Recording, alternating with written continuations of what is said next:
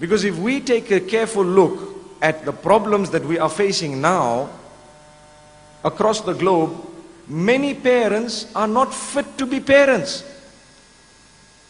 Really, many people have married and they still have a lot of rectification, and suddenly they have children. They themselves, who need to guide the children, need guidance. That is what we are faced with nowadays. You have parents who have suddenly become parents, but they don't know what parenthood is all about. Because the responsibility that comes with a child is very great, and they think it's a joke. And in order to address this, we need to go a little bit deeper to resolve the matters and between the children and the parents, and to try and give the children the best of upbringings. We need to know that the husband and wife themselves need to have a sense of responsibility, and that sense of maturity and responsibility will only come when you are disciplined, when you are strict on yourself. So many times you have young boys, I'm not so sure of the girls, but I can talk for the boys. You have young boys who have their friends, they sit with their friends up to 12 at night and 2 in the morning. Then a few years later, they get married. And when they get married, they still find themselves making the same time for their friends. That is prohibited, completely prohibited. How can a person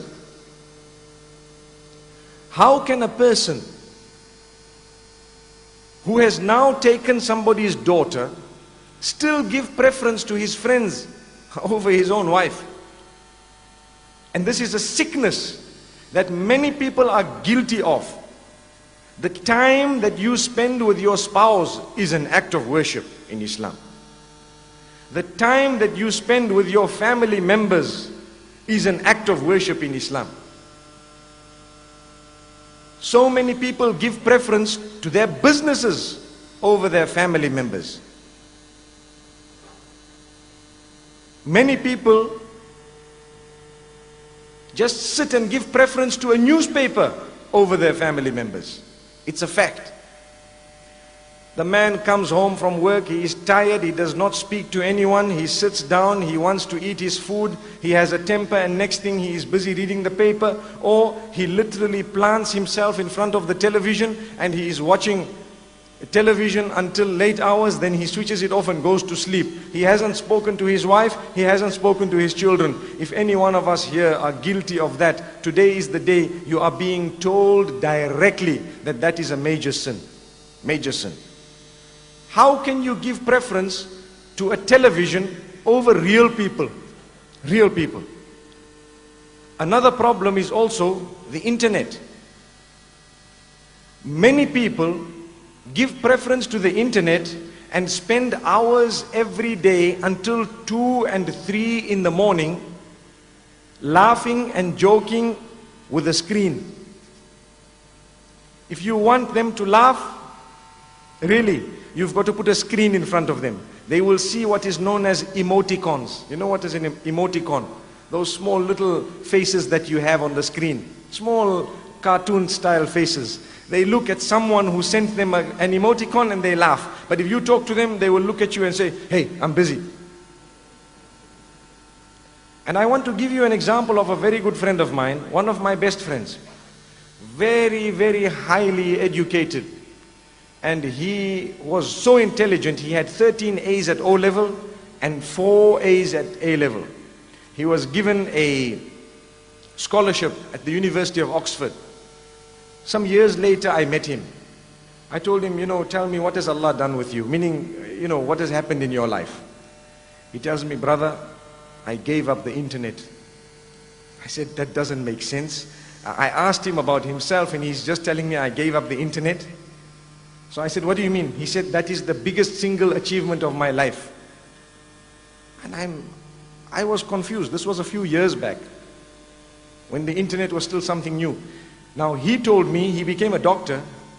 He actually became a psychiatrist later. He specialized. He told me, you know what happened to me? I was married and I was addicted to the internet.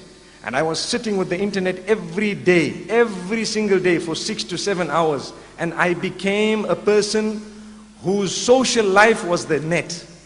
All my friends were on the internet. All the people I spoke to were on the internet. I ate, and mostly I even asked for the plate of food to come in front of the screen. So I would eat whilst I'm busy typing, whilst I'm busy looking, and so on. And he says, I lost my wife, in the sense that she left him. She deserted him after some time. Why? Because if you are not going to give due attention to your wife, who do you want her to get that from? That's a question. Many people are guilty of not spending lighter moments even with their own wives.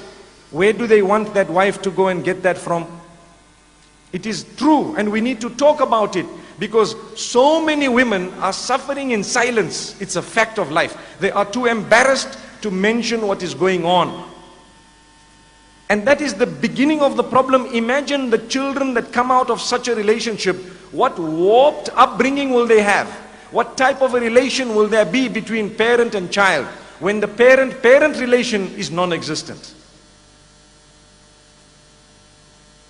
So many people are guilty of not understanding that they have taken someone's daughter with the name of Allah. When we are officiating a nikah, you and I know that there are certain verses that are read. I'm sure you all know those verses. All of those verses have the consciousness of Allah mentioned in them. And I feel, and let's listen to this very carefully, that the most important verse is the third verse that is read. يا أيها الذين آمنوا اتقوا الله وقولوا قولا سديدا. O you who believe, be conscious of your Rabb, be conscious of your Creator, be conscious of Allah subhanahu wa ta'ala, and only utter that which is upright, that which is straight, that which is full of happiness, that which is full of contentment, that which is full of truthfulness, that which is away from falsehood, that which is away from deception, that which is not vulgar at all. That is the meaning of the term sadidan. Sadid means that which is straight. It will result in all forms of goodness, and it will keep you away from all forms of bad and evil. Why is this verse repeated when we are getting married? Can I inform you of one of the reasons? One of the reasons is that, do you know that 90% of your problems are caused by the tongue? 90% of any human being's problems are caused by the tongue.